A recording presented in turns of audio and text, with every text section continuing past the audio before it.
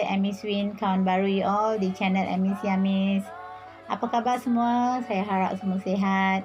Saya akan menunjukkan cara-cara masakan tradisional India, cara-cara menyediakan rempah-rempah kari dan pelbagai lagi di channel saya. Tidak dinafikan, selera air tangan seorang ibu adalah yang paling sedap dan terbaik sehingga tidak mampu menandinginya. Terlebih dahulu, saya ucapkan ribuan terima kasih yang ikhlas dari sudut hati saya. Saya amat menghargai sokongan yang akan kamu berikan kepada saya. Selamat menonton channel Amy Siamis dan selamat mencuba resepi Amy Swin. Masakan hari ini ialah kari soya milk kentang. Saya gunakan soya milk brand Enrico. Bahan seterusnya bawang putih, halia. Bawang putih dan halia hendaklah ditumbuk halus. Saya gunakan 2 biji ubi kentang. Ubi kentang saya potong dadu dan masukkan dalam air sejuk supaya tidak bertukar warna. Saya gunakan 2 biji tomato. Saya kisarkan, saya gunakan jusnya untuk kari ini. Bahan-bahan lain yang saya gunakan ialah ini ubi kentang. Soya milk saya telah rebus dan saya telah tapiskan airnya dan keringkan sekejap. Serbuk kunyit dan serbuk kari powder, garam, serbuk kari daging, ketumbar, daun kari, jus tomato, bawang merah dan bawang kecil yang saya telah potong campurkan sekali, jus saya asam jawa, kacang tepung, kacang dal, daun ketumbar, bahan tumis. Saya gunakan minyak kelapa untuk masakan saya. Soya milk ini saya telah rendam dalam air, campur dengan garam serta saya masak selama 10 minit. Kemudian saya tapiskan soya milk ini supaya agak lembut. Dan saya tapiskan, sebelum tapiskan soya milk ini hendaklah dicuci bersih 2-3 kali dengan air yang bersih.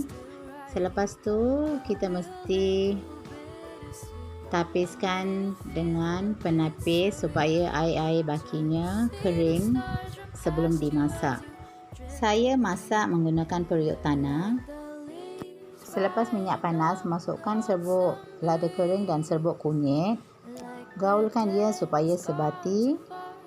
Selepas sebati dengan minyak, serbuk lada kering dan serbuk kunyit, masukkan soya milk yang telah dikeringkan terlebih dahulu dalam minyak panas ini dan digaulkan sehingga dia goreng dan garing sebelum membuat lauk.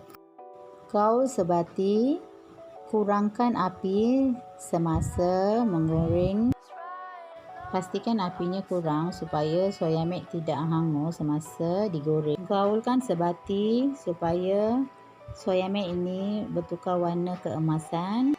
Selepas goreng, asingkan soya milk ke bekas yang lain sebelum masukkan di dalam. Masukkan bahan tumis dalam baki minyak di dalam periuk tanah. Campuran biji sawi dan dal putih serta helaian daun biryani ditumis. Kayu manis, serbuk biji pelaga, bunga lawang dan cengkeh ditumiskan sekali dalam minyak ini. Gaulkan perlahan ke semua bahan tumis ini. Selepas naik wangi, masukkan bawang merah dan bawang kecil yang telah dipotong kecil bersama dengan bahan tumis. Gaulkan sebati. Pastikan api dalam keadaan yang kurang semasa menumis. Masukkan halia dan bawang putih yang telah ditumbuk bersama dengan bahan yang ditumis ini.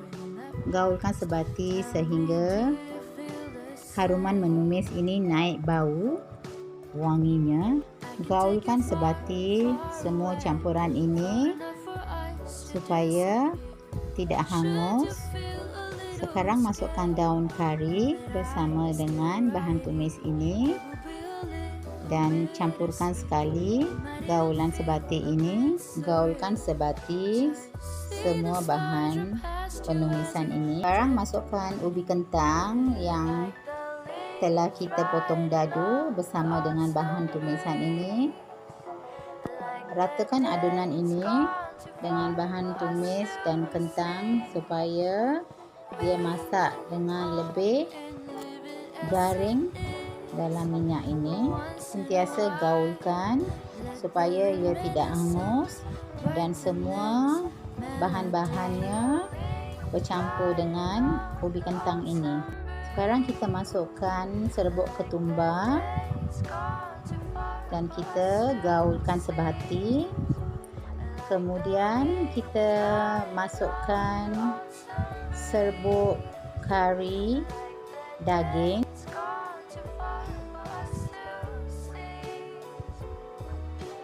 Sekarang kita masukkan serbuk lada kering beserta dengan serbuk kari daging. Kita gaulkan sebati, ubi kentang dan rempah-rempah ini. Sekarang masukkan garam secukup rasa dalam ubi kentang dan kita gaulkan semua sekali sebati. Pastikan tidak hangus. Haruman semua rempah ini akan melazatkan kuah kari ini. Sekarang kita masukkan jus tomato yang telah dikisar tadi bersama dengan ubi kentang dan gaulkan sebati semua rempah-rempah ini sekali lagi.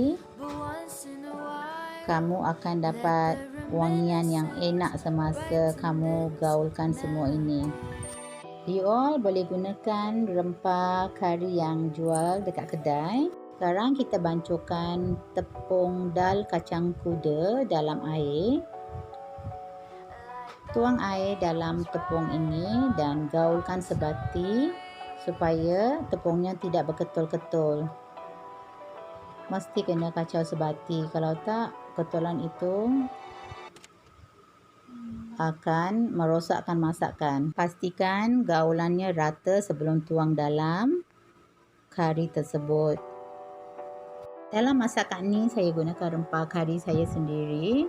Sekarang saya tuangkan air asam jawa sedikit ke dalam kuah ini.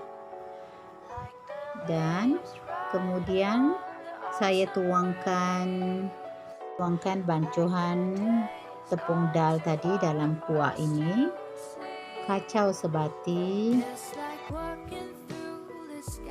Semasa kamu menggaulkan ni, kamu akan nampak kepekatan kuah ini. Tepung dal kacang kuda akan memekatkan kuah kari ini. Saya akan tunjukkan dengan you all rempah-rempah kari yang saya buat sendiri di video yang lain. Sementara tu, you all boleh gunakan rempah kari yang you all ada kat rumah. Masukkan soya milk yang telah digoreng dan diasingkan tadi di dalam kari ini. Kamu lihat kepekatan kari ini memang lazat. Kamu boleh rasakan haruman kari ini. Soya milk yang telah digoreng dan ubi kentang yang telah masak dalam kuah ini sungguh sedap untuk dimakan. Masukkan daun ketumbar dalam kuah ini dan gaulkan sebati kuah ini. Masakan ni air tangan dari mak saya. Rempah-rempah yang dia ajar untuk saya gunakan dalam masakan saya. Kari soya milk kentang ini kita boleh makan dengan nasi, kita boleh makan dengan chapati, toasting, idli. Selamat mencuba resepi saya. Jumpa di video yang lain dengan resepi yang baru. Stay safe guys, jaga diri baik-baik.